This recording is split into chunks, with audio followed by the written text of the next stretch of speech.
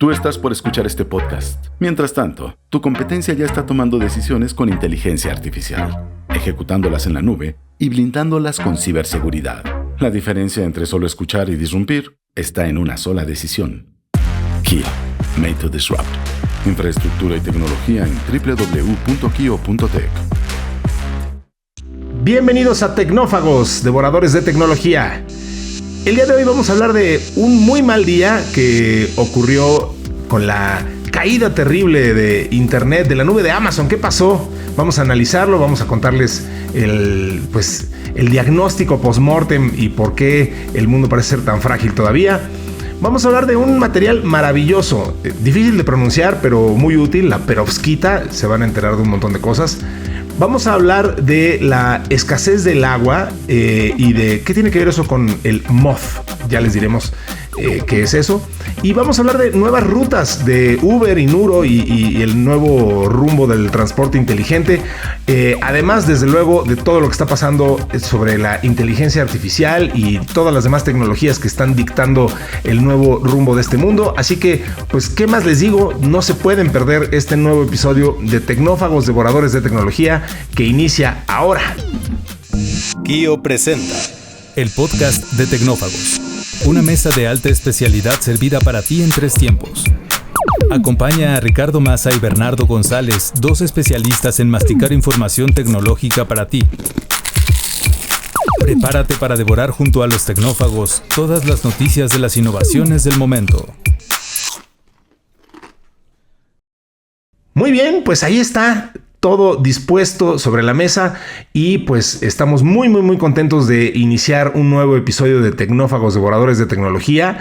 Ya dijimos cuál es el menú y pues no me queda más que presentar a los que hacemos, quizá debería decir, posible este podcast que ya desde hace bastantes episodios, si no me equivoco, hoy estaremos hablando del número 184 de Tecnófagos. Qué barbaridad, cómo vuela el tiempo cuando te lo estás pasando bien. Y pues nos la pasamos bien gracias a la gente que hace posible este podcast. Muchísimas gracias a Dianita Álvarez, obviamente al señor Mario Terrés, que en esta ocasión pues lo dejamos descansar porque como aquí todo el mundo toma vacaciones a diestra y siniestra, dijimos pues que hay que se vaya de vacaciones el señor Mario Terrés. Y bueno, me van a regañar por andar criticando tanto a la gente. Obviamente, muchísimas gracias a Nayansi Romero, que ella sí no se va de vacaciones, ella está siempre al pie del cañón. Y el que también siempre está al pie del cañón, incluso hasta cuando está de vacaciones, es mi querido amigo y compañero tecnófago, que es el señor Bernardo González, gran experto en tecnología, que recibimos siempre aquí con muchísimo cariño y mucha expectativa de lo que nos va a explicar, pues con su sapiencia, con su gran experiencia en el mundo de la tecnología, que ha desperdigado por ahí, por todos lados y entre otros lugares, pues aquí en este podcast. ¿Cómo estás, mi querido Bernie?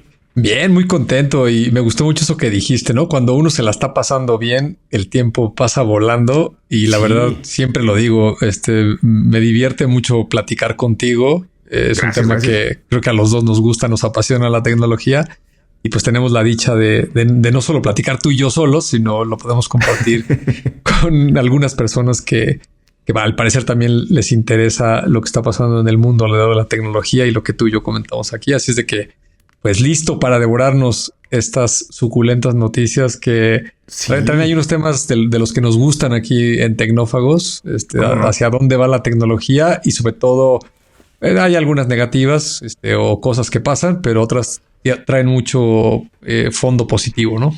Sí, a ver, de lo que mencionas, pues mucha gente que se ha ido sumando a esta comunidad.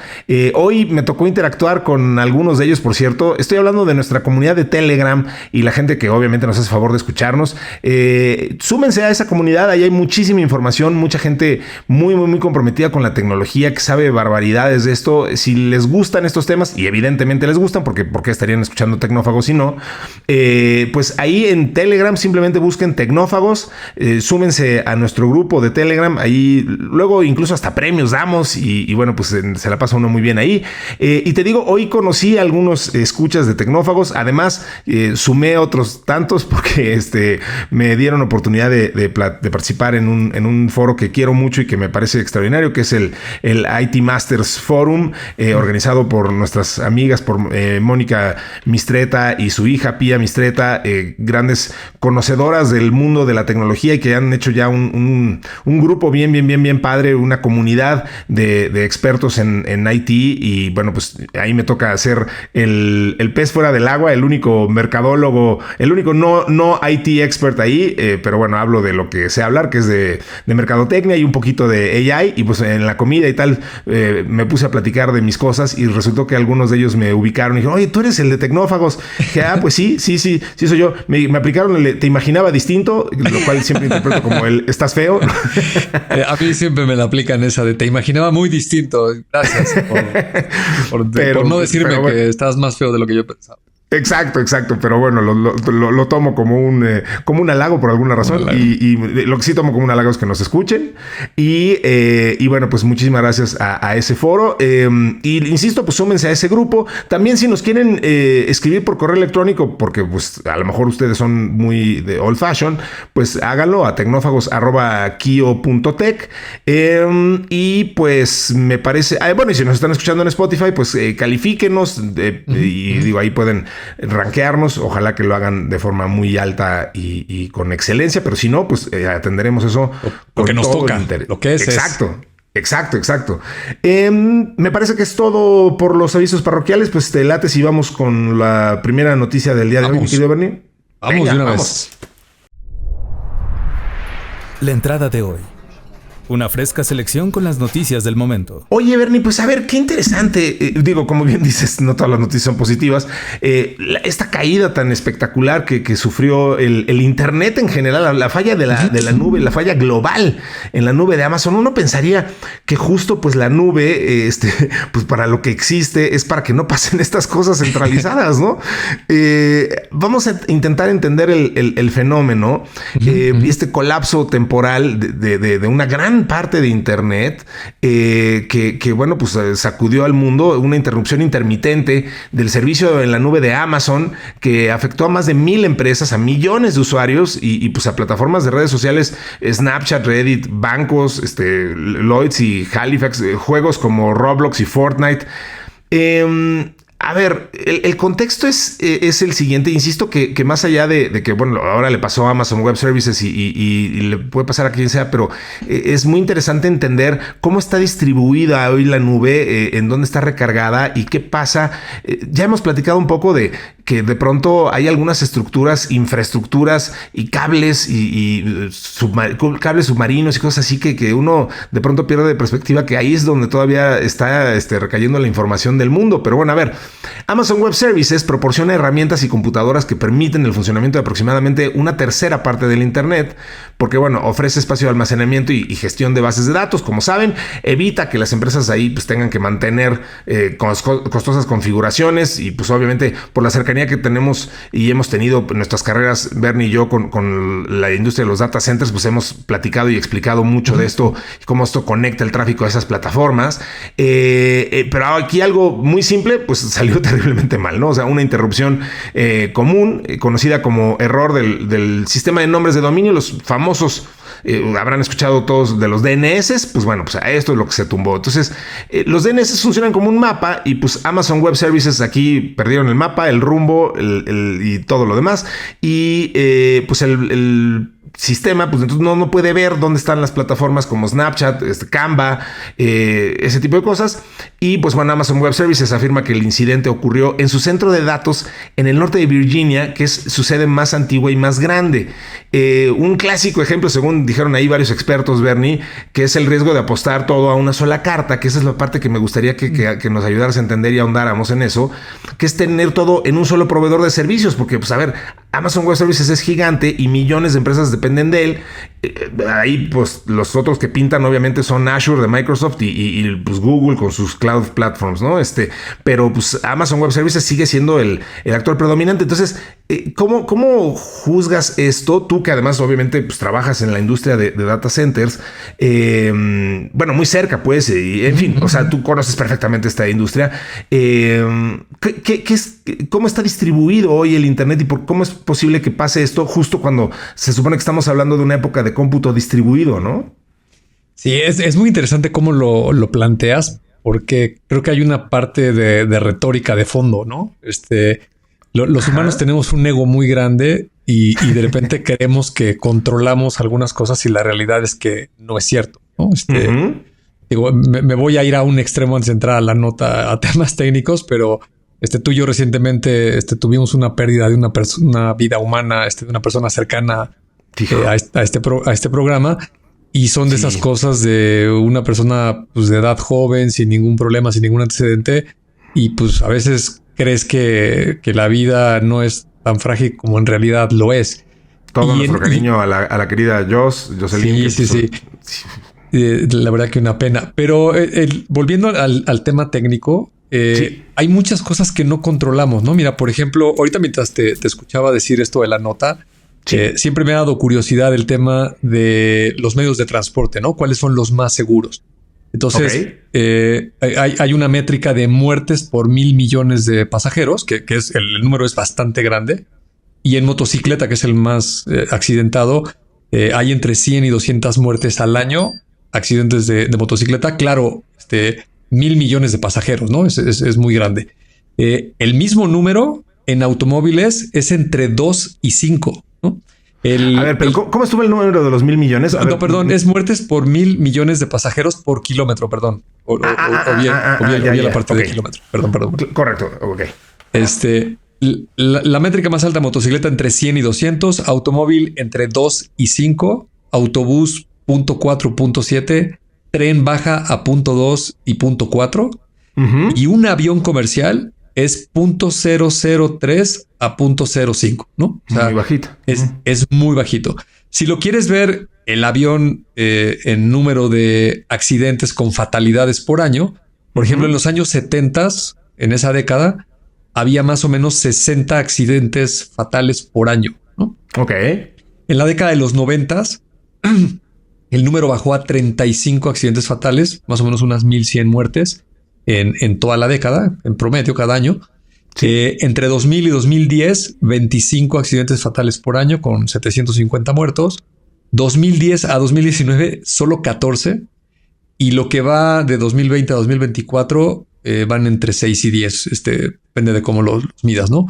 Correcto. ¿Qué quiere decir eso? Pues que son cosas muy, muy seguras, pero no pueden ser absolutamente seguras, ¿no? Siempre va a haber un factor que tú no controlas. Entonces, volviendo a este tema de la tecnología, le pregunté a ChatGPT, oye, dime cuáles han sido las fallas en algún servicio relacionado con Internet de los últimos 6 años, ¿no? Entonces, a lo mejor la gente no se acuerda, pero en 2019 una empresa que se llama Cloudflare tuvo un error en una regla de un firewall y afectó 11 millones de dominios, ¿no?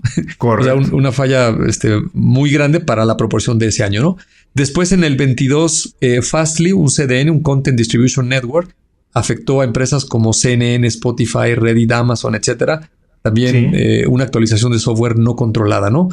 El mismo Amazon, su servicio de storage, un ingeniero ejecutó un comando incorrecto en una tarea de mantenimiento, una actualización, eliminó algunas cosas y también afectó a muchas empresas, ¿no? Si usted cree que está teniendo un mal día en el trabajo. Exactamente. Google Cloud en 2020, también se acordarán, un error en un sistema de autenticación provocó una falla global que afectó a Gmail, YouTube, Maps, Google Docs. Yo soy usuario de las aplicaciones de Google y sí me acuerdo que nada funcionaba de todos esos sistemas. El año pasado, yo lo he comentado aquí en este programa, la falla de CrowdStrike, pues tiró hospitales, aviones, aeropuertos. Digo, no tiró los aviones, tiró los sistemas, ¿no? Y pues fueron unos caos en los aeropuertos porque este software que es de ciberseguridad y que está buscando amenazas provocó el clásico pantallazo azul de Windows, ¿no? Y el último, que también todo mundo se ha de acordar, fue durante la pandemia, fue Facebook, que hubo un bug en un sistema que se llama BGP, que también es los protocolos de las direcciones. Sí, pero claro. Lo curioso de ese incidente de Facebook es que bloqueó el sistema de acceso a los data centers de Facebook y entonces los ingenieros no podían entrar a arreglar el problema, ¿no? Lo cual físicamente, claro, sí. Lo cual los servicios de Instagram, WhatsApp, etcétera, le pasa, ¿no? Entonces, un poquito redondeando todos mis comentarios, empezando por la fragilidad de la vida humana, los accidentes de los medios de transportes y estas fallas, yo creo que lo que hay que tener claro todos, pues es que no podemos jugar a Dios, ¿no? Y no podemos hacer cosas que sean infalibles. Siempre va a haber un factor, por pequeño que sea, de que algo puede fallar, ¿no? Incluso es muy común en esta industria de la tecnología y particularmente de los centros de datos y más que nada la administración de la infraestructura. Es un concepto que se llama Site Reliability Engineering, que es cómo haces que precisamente un sitio, una plataforma, una infraestructura o un centro de datos, efectivamente nunca se caiga, ¿no? Y uno de los principios de ese libro, que lo escribió un ingeniero de Google, precisamente, lo que dice es que si, aunque pudieras hacer algo para que nunca se caiga teniendo muchísimas redundancias, sería económicamente inviable, ¿no? O sea, costaría demasiado dinero para tratar de evitar que nunca se caiga, ¿no? Entonces, el Internet, como muchas cosas en la vida, pues padece de esta fragilidad. Estas grandes empresas tecnológicas, en este caso le tocó a Amazon, pero yo no quisiera tampoco ponerle un estigma de que, oye, Amazon falló y cómo es posible. Esto le pasa a cualquier compañía tecnológica, le pasa también a las empresas en las que trabajamos nosotros, a las chicas, a cualquier negocio. Claro. Y simplemente, pues hay que, cada vez que pasan estos incidentes, hay que analizar muy bien por qué pasaron, dónde no había redundancia, qué fue lo que lo ocasionó y tratar de ir cerrando las brechas. Así como mi ejemplo de los accidentes aéreos, cada vez hay menos. Sí. Pero no por eso podrías decir, oye, pues a partir del año 2030... te juro que nunca se va a caer ningún avión, ¿no? Ni Dios puede tirar un avión. Digo Dios por decir cualquier frase, ¿no? Pero por citar a los del Titanic, ¿no? Exacto, por citar a los del Titanic, ¿no? Esa grandiosa frase de este barco es tan grande y tan sólido que ni Dios lo puede hundir. Pues no duró ni 3 días y se hundió, ¿no? Y así pasan con muchos aspectos, ¿no? Entonces, más allá de entrar en los detalles de la nota, pues hubo un fallo en estos DNS, que son las direcciones. Una cosa que lamentablemente pasa en estas grandes infraestructuras es que se te puede desconectar la red 3 segundos, pero si esa desconexión de 3 segundos tira la base de datos, tu aplicación, el storage, desconecta los equipos, pues es muy factible que te tardes muchas horas en volver a restaurar y sincronizar todos los sistemas para que vuelvan a estar disponibles al 100%. Aunque la desconexión haya durado 3 segundos, ¿no? Eso también es una de las cosas crueles que pasa con la tecnología. Y para terminar mi comentario, pues no menos importante, también esto es consecuencia de que cada vez dependemos más de la tecnología, la utilizamos en más cosas, tanto en nuestros trabajos, en la economía, los gobiernos, las personas en lo individual.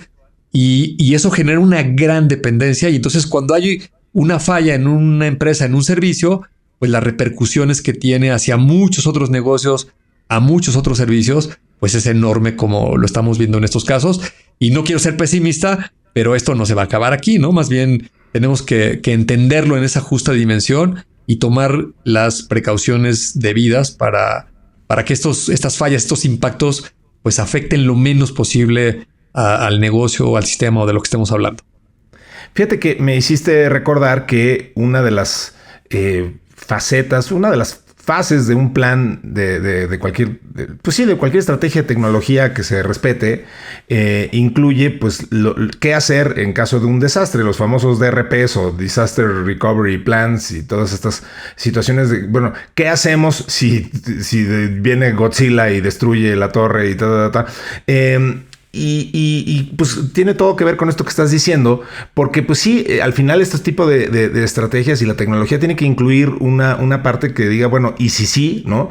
Y tiene que, no sé si viste este posteo que hizo Elon Musk, que le encanta hacer leña del árbol caído, en donde era una ilustración de un Jenga, que está toda la estructura enorme cantidad de maderitas arriba, y todo está detenido de una maderita que se ve muy endeble y a punto de colapsar y dice, arriba dice todo el internet y abajo un solo cable de Amazon Web Services en Virginia, y todavía pone el comentario de y bueno, conste que a X, o sea, su plataforma antes Twitter, y a Starlink no le pasó nada, o sea, bueno, Elon Musk. Bueno, pero ese es un fanfarrón, ¿no?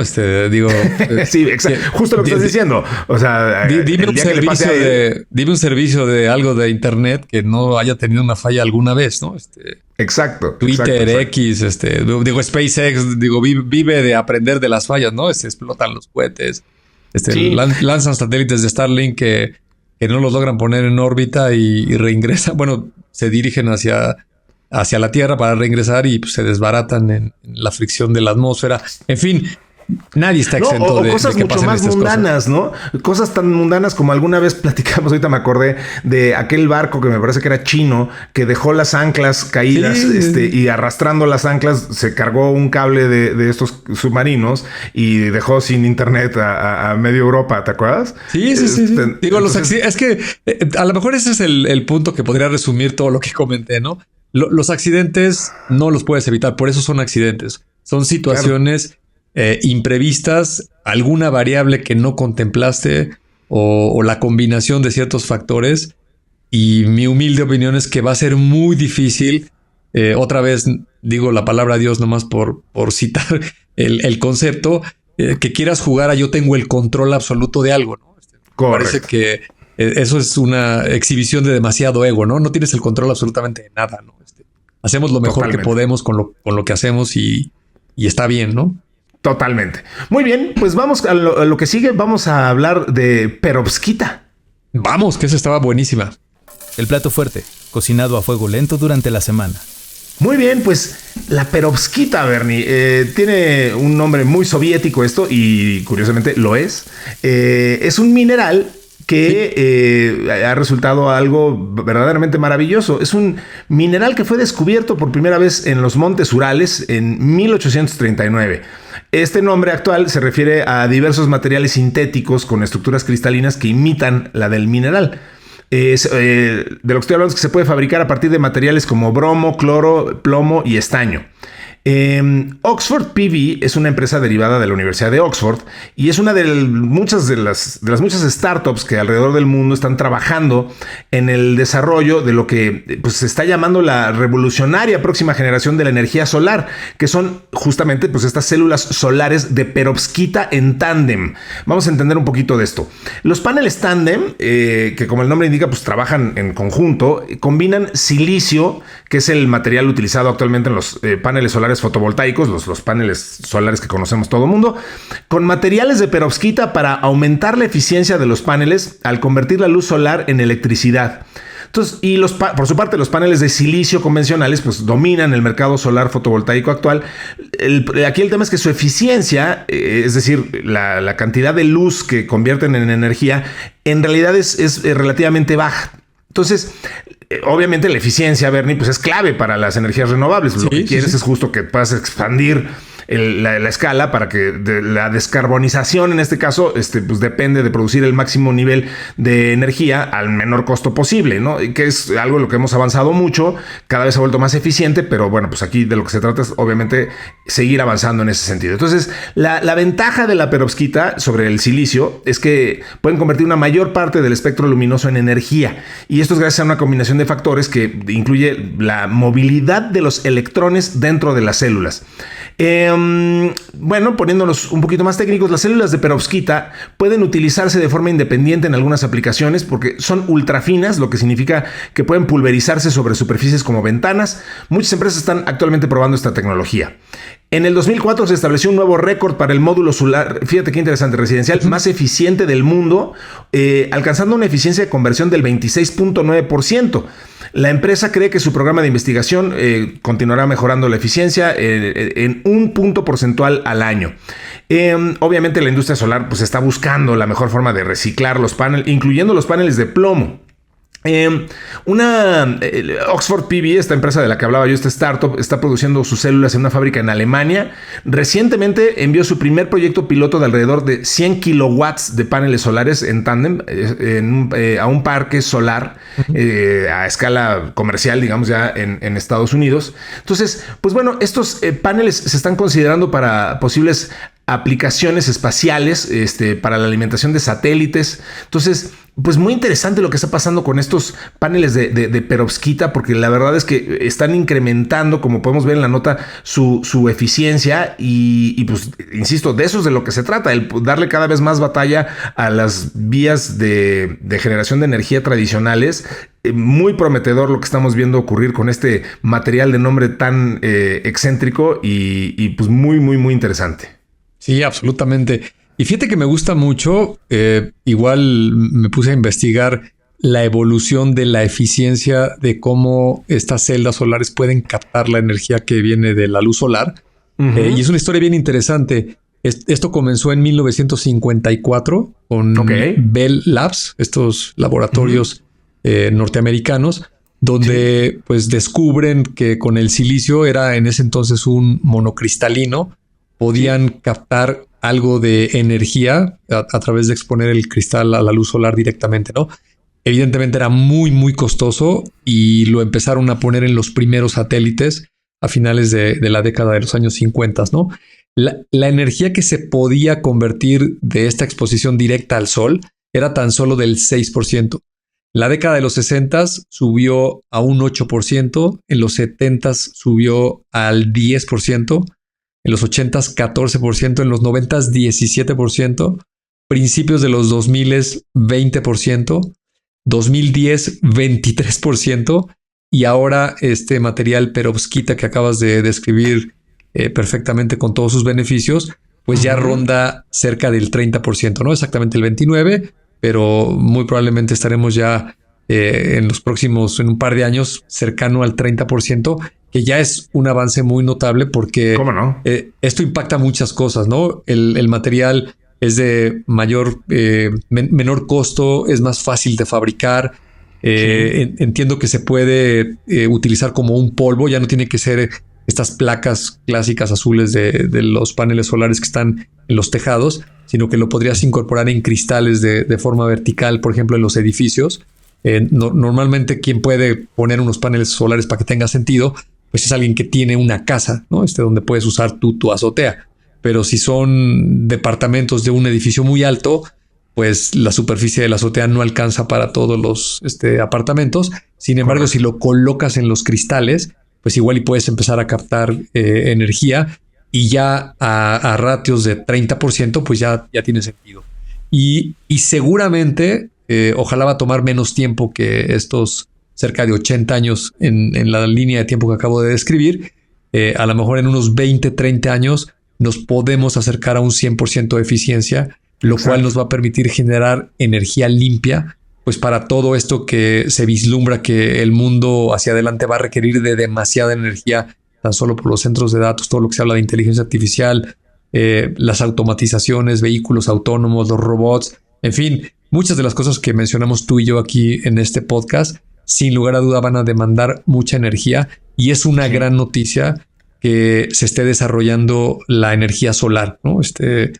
Como lo han dicho por ahí varios personajes, tenemos la fortuna en esta galaxia de que contamos con un generador nuclear.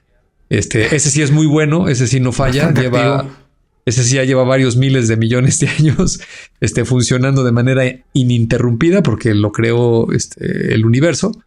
Y seguramente va a funcionar otros millones más, ¿no? Sí, y sin mayor aspaviento más que de repente echarse por ahí alguna que otra fumarola que de pronto pues nos puede cocinar a nuestros satélites, pero más, o sea, vaya, la verdad fuera es que de esos detallitos que suelen suceder con las tormentas solares. Bien decías que no hay nada perfecto. No hay nada perfecto. Pero tenemos un sol bastante estable, ¿no? Y eso sí lo digo con cierto conocimiento de causa. Alguna vez vi una capsulita de Neil deGrasse Tyson explicando justo lo agradecidos que teníamos que estar con esa fuente de energía que tenemos, Porque pues nuestro Sol está en la edad, en el tamaño y en la estabilidad exacta para permitir la vida. Me fascina y me apasiona todo ese tema de lo que llaman la zona Ricitos de Oro, en la que está la Tierra. Que digo, si no han leído de eso, es apasionante. Toda esta zona, la Goldilocks Zone, que Goldilocks es el nombre que se le da a Ricitos de Oro en inglés, habla de, y esto es, digamos, la parte de la física que explica que todo nuestro planeta está en la zona de Ricitos de Oro, haciendo alusión a que en el cuento Ricitos de Oro, ya ves que primero llega a la cama del papá y le parece muy grande, y luego a la de la mamá y le parece muy, no sé, a la del niño, y se queda en la cama de en medio. El chiste es que Ricitos de Oro primero come en un plato grande, luego uno chico, y se queda con el mediano. Ese juego de que tiene que estar exactamente todo en el tamaño exacto, en la distancia exacta y tal. Nuestro planeta está extraordinariamente calibrado en esa zona, que gravitacionalmente está perfectamente ni tan cerca ni tan lejos del Sol como para tener los beneficios que tiene. Si estuviera X número de kilómetros más para allá y para acá, entonces estaríamos muy fríos o muy calientes. Entonces, todas esas cosas que permitieron la vida, que incluso pues mucha gente le encuentra una explicación sobrenatural, sí, y dice que eso es de un origen de diseñador, una deidad o una cosa por el estilo. Pues proviene de ahí, de toda esta fine tuning que parece tener nuestro planeta. Entonces me parece encantador toda esa teoría y esa explicación. Ya que escucho toda esa explicación, seguramente la frase también en inglés, el famoso sweet spot, ha de estar relacionado también con eso, ¿no? Seguramente. El lugar justo donde obtienes el máximo beneficio, ¿no? No estás ni muy alejado ni muy cerca, ¿no? Sí. Léanle un poquito de eso, busquen eso, porque además, ahorita, como ven, me cuesta mucho trabajo explicar estas cosas porque no me sé, evidentemente, los números y la física, pues no es lo mío. Pero si empiezas a leer de eso, encuentras unas cosas bien interesantes que tienen que ver, por ejemplo, con la fuerza gravitatoria, con la atracción que ejerce la gravedad. O sea, estos 9.81 metros sobre segundo, algo así, que es la fuerza que ejerce la gravedad sobre nosotros. Si estuviera un poquitito más fuerte, nos hubiera comprimido contra el suelo, y si fuera un poquitito más ligera, se hubiera desarrollado la vida como la conocemos. En fin, o sea, hay algunas cosas ahí bien interesantes de cómo está calibrado nuestro planeta para albergar vida, ¿no? Entonces, bueno, tiene que ver con esto que mencionabas. Pues muy interesante este tema de los paneles, y ojalá que sigamos pudiendo aprender más y mejor y a optimizar cada vez más estos materiales, porque vaya que los necesitaremos, Bernie. Necesitamos toda la energía limpia que podamos obtener, pues que esto siga en ese camino. Vamos con lo que sigue, si no dispones otra cosa. Vamos con la siguiente, que también está muy interesante, de estas notas científicas. Bueno, pues hablemos de las MOF, las estructuras metalorgánicas. Qué bonita palabra. Las MOF y en contra de la escasez del agua. El Premio Nobel de Química del 2025 de este año le fue otorgado a Susumu Kitawa, que sorprendentemente no quita agua, sino que la pone. Ahorita vamos a hablar, perdón por el chistorete. Richard Robson y Omar M. Yagi por su avance en las estructuras metalorgánicas que permiten filtrar, almacenar o transformar sustancias. Su arquitectura molecular permite que las MOF, las estructuras metalorgánicas, se utilicen en aplicaciones tan diversas como la obtención de agua potable en ambientes áridos como desiertos, la captura de dióxido de carbono, el almacenamiento de hidrógeno y la eliminación de contaminantes, los famosos PFAs, del agua. Uno de los logros más impactantes derivados de los trabajos de Yagi y de su equipo fue la creación de materiales capaces de extraer agua potable directamente del aire en entornos desérticos. Por ejemplo, en el desierto de Arizona, donde la humedad ambiental es mínima y la disponibilidad de agua resulta crítica, sus MOF demostraron una solución innovadora. Durante la noche, fíjate qué interesante, capturan el vapor de agua que existe en el aire y cuando el material se calienta con la salida del sol, entonces liberan ese líquido y permiten recolectar esta especie como de sudor del medio ambiente. Qué cosa tan extraordinaria. El avance en las MOF fue posible por la visión de combinar disciplinas como la química inorgánica, la ciencia de materiales y la nanotecnia. A medida que el trabajo de los ya mencionados Robson, Kitagawa y Yagi fue reconocido, pues equipos de todo el mundo comenzaron a investigar cómo modificar las estructuras para tareas específicas. Entonces hay miles de MOFs diferentes y la lista se está expandiendo año tras año, por hablar de algunos. O sea, captura de dióxido de carbono en la industria, su eficacia para capturar CO2, ayuda a reducir las emisiones contaminantes de fábricas y centrales eléctricas, eliminación de contaminantes persistentes, decíamos, ¿no? Los PFAs. Algunas MOF pueden absorber y eliminar sustancias peligrosas del agua. Almacenamiento de hidrógeno y gases peligrosos permiten guardar grandes volúmenes de hidrógeno o gases tóxicos de manera más segura y eficiente. Recuperación de elementos valiosos de residuos. MOF como el CIF8 pueden extraer tierras raras, de las famosas tierras raras que ahora está tan de moda, de aguas industriales. En la industria electrónica se utilizan para contener gases necesarios en la fabricación de semiconductores, vaya que eso sí están de moda y están siendo el nuevo oro, petróleo y todo lo que ustedes quieran. El mundo se va a definir por los semiconductores y pues estos aumentan la seguridad. Y la descomposición de gases nocivos. Algunas MOF neutralizan gases que pueden emplearse como armas químicas. Bernie, me costó mucho trabajo entender lo más mínimo y elemental de esta nota porque, o sea, entendía que esto era muy importante, pero no entendía el funcionamiento. Y ahora que ya empiezo medio a vislumbrar, me parece que las implicaciones de esto hasta se quedaron cortas, ¿no? O sea, esto parece de verdad un game changer, dirían en inglés. Pues estas estructuras metalorgánicas que permitan filtrar, almacenar o transformar sustancias, pues parece que las implicaciones y las aplicaciones son infinitas, ¿no? Sí, absolutamente. Fíjate que aquí puedes echar a volar la imaginación, que justo creo que es lo que de alguna manera hace la ciencia ficción, porque digo, no por nada le dieron el premio Nobel. Están empezando a manipular ciertas estructuras a nivel molecular. Para hacer cosas que pues simplemente antes no se podían hacer, ¿no? Digo, tuviste la explicación correcta, estructurada de todos los términos, pero si alguien lo quisiera poner en términos llanos, la aplicación esta de convertir agua es extraer agua del aire, ¿no? Correcto. Entonces, en lugares donde las condiciones del terreno, no hay ni ríos, ni lagos, ni pozos, todas estas cuestiones como en el desierto, pues la poca humedad que hay en el aire se puede convertir en agua de una manera que parece ser bastante práctica y no tan costosa con esta manipulación. Y las otras aplicaciones que mencionaste hacia la industria, pues parece que nos llevarían a esas fantasías. Hoy no son más que una fantasía de que podríamos crear cualquier cosa si somos capaces de manipular los átomos, ¿no? Los elementos, prácticamente los de la tabla periódica, ¿no? Por ejemplo, ahorita mientras te escuchaba, ¿sí? Le pregunté a ChatGPT, oye, si manipulo estos átomos, ¿podría yo crear algún objeto, algún ser viviente, una planta, etcétera, una manzana? Sí. Y dice, bueno, en teoría sí, pero es extremadamente complejo, ¿no? Porque hay muchos procesos químicos de por medio, pero en teoría sí, porque la cantidad de elementos pues no es tan grande, ¿no? Por ejemplo, un ser humano está 99% hecho de oxígeno, carbono, hidrógeno, nitrógeno, calcio y fósforo, ¿no?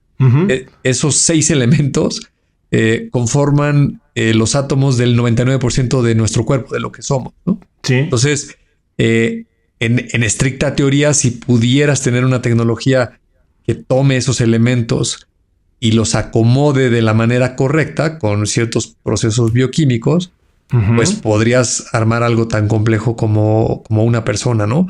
O un objeto tal vez menos complicado como, o sea, una lavadora, un martillo, una manzana o alguna cosa así.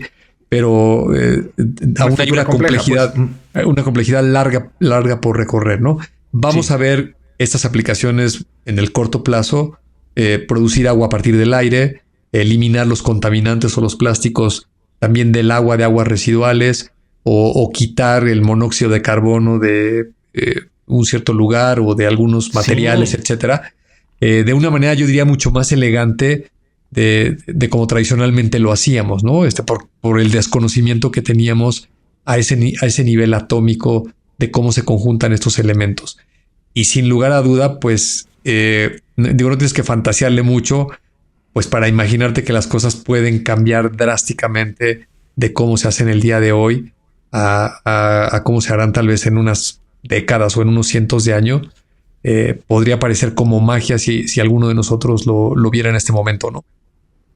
Sí, a ver, cuando leía la nota y este tema de extraer agua del ambiente en un lugar como un desierto de Arizona, con esa aridez extrema, pensaba en...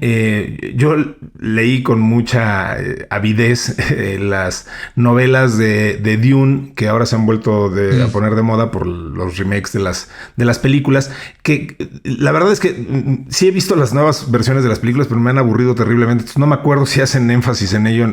Ciertamente en la película original de David Lynch sí lo hacían. Hacían énfasis en que justo la película, las novelas y la película se llaman Dune porque ocurren en gran parte en un planeta desértico que se llama Arrakis. Las novelas son de Frank Herbert y hacen, o sea, la gente que vive en esos planetas, en ese planeta desértico, captura agua y la almacena en sus propios cuerpos utilizando pues prácticamente esta tecnología, ¿no? Entonces era algo que estaba en el terreno de la ciencia ficción y ahora ya lo estamos viendo. Me pareció, lo dijiste, una palabra clave, me pareció muy elegante. Y las implicaciones de esto, pues insisto que pudieran ser infinitas, porque estamos hablando de, pues, digo, a lo mejor estoy siendo naif, pero me parece que estamos hablando de manipulación molecular y eso, ya lo decías, o sea, pues, al final, si eso lo extrapolamos, pues podemos hablar de estructuras complejas, humanos, cosas, edificios, ya llevándolo a un extremo, pero... En su esencia, estamos hablando de, sí, extraer moléculas de agua donde realmente pues, no existían o estaban demasiado dispersas como para poder, como para que las pudiéramos utilizar. Y entonces estos encapsulamientos, esta forma de atraparlos como en una red, como atraparías mosquitos en una malla, me parece increíble, ¿no? Entonces, bueno, pues evidentemente por eso les dieron un premio Nobel de Física a estos señores, ¿no? Nada más por eso. Siempre hago estas analogías, ¿no? No sé por qué me gusta comparar tiempos muy anteriores del pasado. ¿Sí? Si hubiera una máquina del tiempo, vamos a pensar en una mente muy abierta, ¿no? Y muy visionaria y muy creativa. No sé, Leonardo da Vinci, ¿no? Que vivió en 1500 y fracción. Sí. Si hubiera una máquina del tiempo y te lo trajeras y le explicaras, por ejemplo, la radio, cómo viajan las voces por el aire, o cómo puedes generar energía a través de friccionar ciertos materiales y esa energía puede mover objetos de gran tamaño con grandes pesos. Yo encuentro muy difícil que dijera, sí, claro, era evidente. O sea, diría, ¿cómo? ¿Qué están haciendo? ¿No? ¿Desde dónde está el brujo? ¿Cómo lo hicieron? Claro. Y para nosotros es difícil entenderlo porque pues nacimos con ello y estamos súper acostumbrados, ¿no? En el libro de los 3 cuerpos, de un autor chino que ahorita no me acuerdo el nombre. ¿Te acuerdas que hay una escena muy chistosa? Y también hicieron una serie, al menos del primer libro en Netflix, ¿no? Sí. Que cuando los van a atacar o tienen algún conflicto, de repente a un niño lo deshidratan y se vuelve como del ancho de una hoja de papel, el cuerpo, y lo enrollan como si fuera un pergamino y se lo llevan, ¿no? Sí. Y luego ya cuando lo quieren revivir, pues lo meten en agua y se vuelve a rehidratar y otra vez ya está vivo, ¿no? Solo agregué agua. Solo agregué agua, ¿no? Y ese tipo de cosas, digo, hoy las dices y dices, no, eso es pura fantasía, eso no es cierto, es imposible, no se puede hacer. Quién sabe si en un futuro se puede hacer, ¿no? O déjame compartirte, no sé si tú ya lo hiciste con tu coche. El otro día me enteré que ya está disponible el software de conducción autónoma, el Full Self Drive. ¿Ya está en México? Ya lo activas, lo puedes comprar, no sé. Es una suscripción mensual, ¿no? O una mensual. Yo lo compré por un mes para probarlo. Sí. Y digo, la primera, me sorprende muchísimo que en la Ciudad de México, digo, algunos topes sí se los vuela, los hoyos no los ve, pero... Y lo bueno es que casi no hay aquí, entonces... El otro día, ¿sabes? Se me cerró un taxi, se paró enfrente de mí y el carro puso la direccional y como chilango abrió así para el otro lado y pum, lo pasó yo así, órale. O le puse ir al súper y dije, bueno, pues cuando llegue al estacionamiento y entre al estacionamiento del súper, pues se va a desenganchar y me va a decir, Gobierno, ya llegamos, ¿no? Ya tú estacionalo, ¿no? No, se metió al estacionamiento y donde vio el primer lugar, acá como chilango así de un solo movimiento, se mete, ¿no? Qué simpático. Y luego, digo, la mayor parte del tiempo yo voy solo en el coche. También de repente me di cuenta que yo hablo con el coche, ¿no? A ver, pásate para este carril. Aguas con la banqueta, no tan rápido, o entrar a un evento, oye, espérate, está en la valla, deja agarro el boleto. O sea, yo voy hablando con el coche, digo, evidentemente no me escucha, ¿no? No tienen ni... No, claro. Ni un agente de inteligencia artificial ni nada, pero pues son esos fenómenos que seguramente van a pasar hacia adelante, ¿no? Las nuevas generaciones, cuando vean estas cosas de una manera muy cotidiana, pues va a ser una vida muy distinta a nuestras generaciones que pues era palanca, clutch, mete primera, Sí, claro, sí. Agarra el volante y tú haces todo, ¿no? Creo que en unos cuantos años, digo, no va a ser tan inmediato, pero no sé, a lo mejor en 5, 10, 15 años, igual que llegaron los automóviles eléctricos, pues se van a poder ya conducir de manera autónoma. Y justo lo comento porque nuestra siguiente nota tiene mucho que ver con ese tema. Totalmente. Y vaya que buen cue nos das. Entonces vamos. Siempre queda un espacio para el postre. Nuevas rutas. En el cruce entre innovación, tecnología y transporte, Uber y Nuro, que quizá estemos más familiarizados con Uber que con Nuro, ahorita vamos a hablar qué hace Nuro, están marcando agenda. A ver, su apuesta, Bernie, es más allá del simple movimiento de personas o mercancías. Está muy interesante porque es una visión de movilidad inteligente que está con un componente importante de inteligencia artificial que va a transformar, al menos esa es la intención, cómo nos movemos y cómo transportamos carga en el futuro. Entonces, vamos a hablar de lo que hace Nuro. Nuro había centrado sus esfuerzos básicamente en vehículos autónomos para entregas de las que se llama la última milla, o sea, llegar al correo, los abastecimientos, el comercio digital. Entonces, bajo este modelo, sus vehículos no transportaban personas, sino solo bienes, pues. Entonces, con el tiempo, este enfoque ha ido evolucionando y esta empresa, que es una startup, ahora busca licenciar su software de autonomía llamado Nuro Driver a fabricantes y plataformas que quieran lanzar vehículos autónomos de servicio público. Por su lado, Uber se alió con ellos, con Nuro, y con otra empresa llamada Lucid, que es un fabricante de autos eléctricos, y pues para materializar este cambio, hacerlo realidad. Entonces es un proyecto conjunto que contempla desplegar la friolera de 20,000 vehículos robotaxi equipados con tecnología de autonomía, integrando Nuro a lo largo de 6 años en muchas ciudades.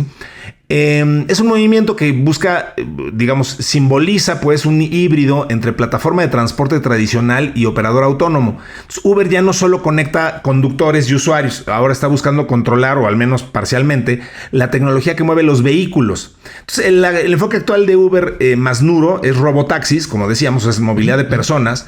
Pues esto tiene, como pueden ver, pues implicaciones logísticas, o sea, vehículos autónomos de carga que podrían usar versiones escaladas del software de autonomía para operar rutas interurbanas sin conductor, dropshipping automatizado, o sea, alianzas entre plataformas de entrega, logística, comercio electrónico, permitirán entregas robóticas en zonas urbanas densas. Obviamente esto se busca que tenga una reducción de costos operativos, una integración multimodal inteligente, o sea, la inteligencia artificial coordina camiones autónomos, tren, drones y distribución urbana con la misma visión de red logística. Y pues bueno, o sea, ahí se levanta la bandera para los transportistas en México, ¿no? O sea, este movimiento representa pues algo muy claro, o sea, el transporte inteligente no es algo lejano, está aquí, está ocurriendo ahora, as we speak, mientras hacemos este podcast, mi querido Bernie. Sí, fíjate, curiosamente, el día de hoy anunció Amazon que en un par de años probablemente va a prescindir. Me parece que en una nota vi 160,000 trabajadores y luego otras notas decían que podía llegar hasta 500,000 de personas. que las van a reemplazar por robots, ¿no? En estos, seguramente estos almacenes, a lo mejor algunos repartidores, etcétera. Sí. Y pues después de ver el episodio pasado, hablamos tú y yo de estos robots autónomos de Figure, la versión 3, pues ya no está tan descabellado.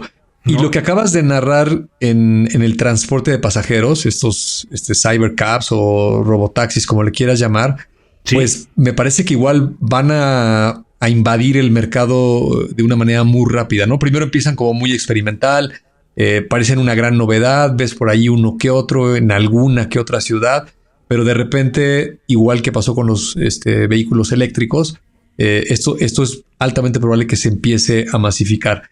Y esta distinción entre pasajeros y carga, digamos, carga ligera o carga que mueven las personas, no estoy hablando de la carga industrial, de estos camiones pesados o trailers, pues tiene mucho sentido.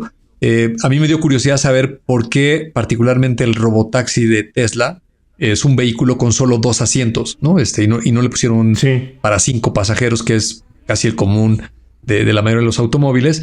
Y parece ser que lo que analizaron ellos es que al segmento que van, al menos en los primeros años, en las ciudades donde van a poner este tipo de servicios, la gran mayoría de esas personas que estarían dispuestas a pagar un taxi autónomo, pues fluctúan entre 1 y 2 pasajeros, ¿no? Es difícil una familia de 4 o 5 o un grupo de amigos saliendo a una fiesta que sean más de 2. Parece ser que es la minoría. Entonces, por eso privilegiaron los 2 asientos. Y luego eso automáticamente te da un maletero más grande. Claro. Donde lo que dicen también los ingenieros de Tesla, pues es que podrías subir varias maletas si es que vas al aeropuerto o vas a tu oficina y llevas algún, no sé, un diseñador, un arquitecto y lleva unos planos o algo voluminoso, pues tiene una cajuela mucho más grande, ¿no? Y algo que yo especulo, no tengo la más remota idea de si lo hicieron pensando en eso o qué tan pronto puede pasar eso, pero hoy cualquiera puede comprar casi cualquier artículo por una plataforma de comercio electrónico. Lo malo es que te tienes que esperar por lo menos 24 horas o tal vez más para que te llegue. Entonces, me imagino que si quieres comprar una televisión y son las 5 de la tarde, pues el e-commerce no es opción, ¿no? Para tenerla ese mismo día. Y tal vez lo que tengas que hacer pues, es sacar tu automóvil, ir a un centro comercial y comprarla, ¿no? Con estas opciones de estas cajuelas tan grandes, pues podrías comprarla en línea, usar la opción de pick-up ahí en la misma tienda, nada más que en vez de que tú vayas a la tienda, pues puedes mandar el Uber con esta opción de carga que nos acabas de describir, o un robotaxi, y pues el coche se puede parar ahí en la entrega de los pedidos, le puede avisar electrónicamente que viene por el pedido 345, que es una pantalla, y pues el despachador del almacén lo subirá al coche, cerrará la cajuela y el coche va a ir a tu domicilio y lo mismo, ¿no? Te avisará cuando llegue, un poco parecido a este robot que mostramos de China, que también hay varias personas en el grupo de Telegram, también en sus viajes ya los habían grabado, donde en China es muy común que el robot llega al repartidor, le pone la comida y el robot solito pide el elevador, sube al piso, va a tu habitación y te lo entrega, ¿no? Nada más que aquí estamos hablando de una escala a mayor distancia en la calle con un vehículo, pero funcionaría para lo mismo. Y todo eso, al parecer, es altamente probable que sea inevitable de que suceda, ¿no? Estamos en una trayectoria donde al menos en el aspecto tecnológico nos dirigimos hacia allá. Fíjate que esto que cuentas me hace pensar indefectiblemente en uno de mis maestros favoritos, que es David Roberts, maestro de Singularity University, que habla mucho de la inmediatez y habla mucho de... toda su cátedra está basada en que tú como mercadólogo y bueno, como cualquier persona que trabaja en una empresa, pienses, curiosamente hoy hablaba yo de él, pienses en quién es tu verdadera competencia y quién es el que te puede desplazar de lo que hoy estás haciendo, y pone muchos ejemplos muy inteligentes, muy bien pensados de quién ha desplazado a los incumbentes históricamente a lo largo de la historia. O sea, entonces dice, bueno, normalmente el que te el que ha quitado al número uno de cualquier industria, de cualquier empresa, de cualquier cosa que se haya vendido, no es alguien que vende lo mismo, es alguien que vende otra cosa completamente diferente, pero que cumple la misma necesidad de una forma más inteligente o una industria que antes no existía.